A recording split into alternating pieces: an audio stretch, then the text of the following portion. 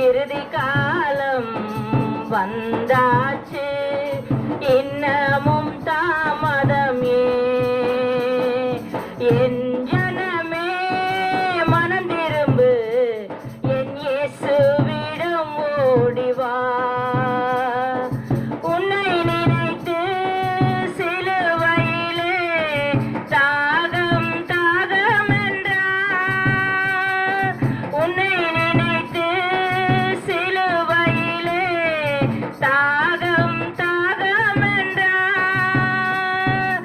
உன்னை ரட்சிக்க உன் பாவம் மன்னிக்க தன்னையே பலியாக்கினார். உன்னை ரட்சிக்க உன் பாவம் மன்னிக்க தன்னையே பலியாக்கினார்.